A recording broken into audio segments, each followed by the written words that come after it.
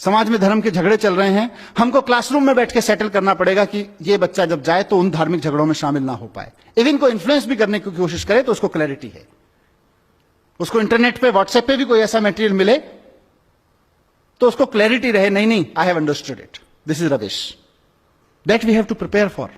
धर्म के जाति के झगड़े हैं, क्षेत्रवाद के झगड़े हैं, क्रिटिकल नहीं है। 5000 साल पहले जिसने कुछ कह दिया उसी को माने बैठे हैं। नया करने की क्षमता पैदा नहीं हो रही है हमारे बच्चों में।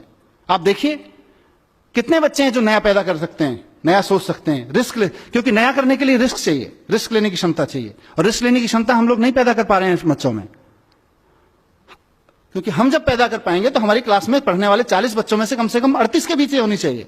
अभी तो 38 में से 40 में से 2 के बीच है, उसके बहुत सारे और संयोग कारण हो सकते हैं। क्योंकि जब क्लासरूम से रिवॉल्यूशन से पैदा होगा, कॉन्फिडेंस पैदा होगा, नया करने की जिजीशा पैदा होगी, हिम्मत पैदा होगी, तो वो 40 में से 38 बच्चों की में पैदा होगी कम से कम। और उसका नतीजा क्या हो रहा है? एक नेशन जो अपने आप में कॉन्फिडेंट नहीं है, एक सोसाइटी जो अपने आप में अपने थॉट्स पे कॉन्फिडेंट नहीं है, अपने थॉट्स के प्रति क्रिटिकल, अपनी कन्वेंशंस के प्रति क्रिटिकल नहीं है, कुछ नया करने की हिम्मत नहीं जुटा पा रही है। 1500 साल पहले आर्यभट्ट ने कहा था शून्य है, शून्य की खोज की उसने किया, और हमने 1500 साल क्या किया? हमने 1500 साल गाना गाया, जब जीरो दिया मेरे भारत ने दुनिया को तब गिनती आई। हमने गाना गाया, और उसी शून्य का 1500 साल पहले जिस हिंदुस्तान ने शून्य का आविष्कार किया, उसी शून्य का इस्तेमाल अमेरिका यूरोप के साइंटिस्ट ने करके पूरा साइबर वर्ल्ड उस शून्य में खड़ा कर दिया। हम गाना गाते रह गए, जब जीरो दिया मेरे भारत ने दुनिया को तब गिनती आई।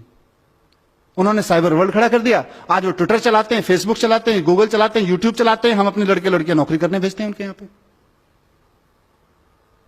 और हम कहते हैं कि हम तो बहुत महान देश थे पहले से। हम अच्छा हमने किया है, काफी कुछ किया है, ऐसा नहीं है कि एजुकेशन में कुछ नहीं हुआ। मैं with due respect to every educator मैं कहना चाहता हूं कि एजुकेशन की आज तक की बहुत अचीवमेंट है। आज मैं अगर आपके सामने खड़ा होकर इस मंच से बोल पा रहा हूं और आप में से कोई इस बात को लेकर क्वेश्चन नहीं कर रहा है कि ये जो आदमी इतनी बड़ी बड़ी बातें यहां कर रहा है, इसका धर्म और जाति क्या है, वो एजुकेशन की अचीवमेंट है आज हमारे यहां। आज आपके सामने कोई आदमी इंटरनेट यूज करता है और आपके मन में कभी भी यह सवाल नहीं उठता, मतलब आपके माने समाज के मन में, समाज में किसी के मन में यह सवाल नहीं उठता है कि इंटरनेट यूज करने वाले की जाति क्या है, जरा पूछ के तो देख लें, इस जाति के लोगों की हिम्मत कैसे हुई इंटरनेट यूज करने की। आज ये क्वेश्चन नहीं बचा है समाज में, वो एजुकेशन की वजह से है। 500 साल पहले गुलाम खरीदना और रखना या गुलाम की तरह बिकना समाज की स्वीकृति में था। आज कोई भी व्यक्ति इस बात को स्वीकार करने को तैयार नहीं है अपने सामने किसी गुलाम को बिकते हुए देखकर। खुद के लिए गुलाम होकर बिकना या खुद के लिए गुलाम खरीदना तो अलग छोड़ दीजिए, ये एजुकेशन की अचीवमेंट है। लेकिन जहां नहीं पहुंचे वहां का चर्चा करना जरूरी है। जो छूट गया एजुकेशन से वो बहुत क्रिटिकल है और वो बहुत स्लो है। इसीलिए मैंने कहा हम अतीत के गुणगान में बहुत लग गए हैं। हिंदुस्तान की सबसे बड़ी प्रॉब्लम यही है कि हम अतीत का गुणगान बहुत करते हैं। हमारे यहां आर्यभट्ट हुए थे, अरे सर जी आर्यभट्ट हुए थे, उसके बाद हमने क्या किया? आर्यभट्ट तो होके चले गए।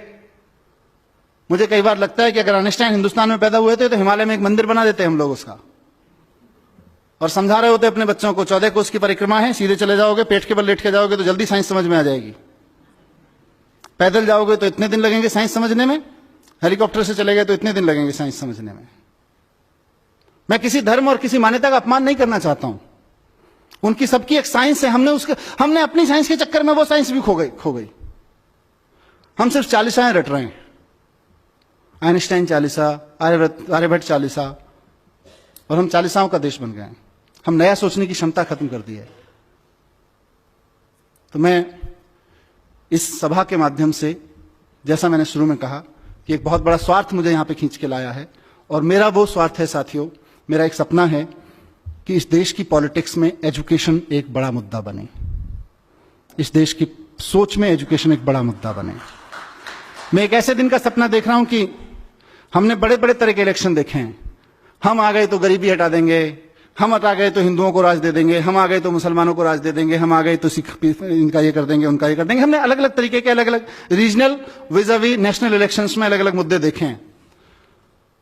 मैं चाहता हूं कि इस देश में इस बात पर डिबेट हो और पॉलिटिकल पार्टीज आके खड़ी हों और कहें कि अगर हम आ गए तो हम एजुकेशन को यहां लाके खड़ा करेंगे, उस पर इलेक्शन लड़े जाएं।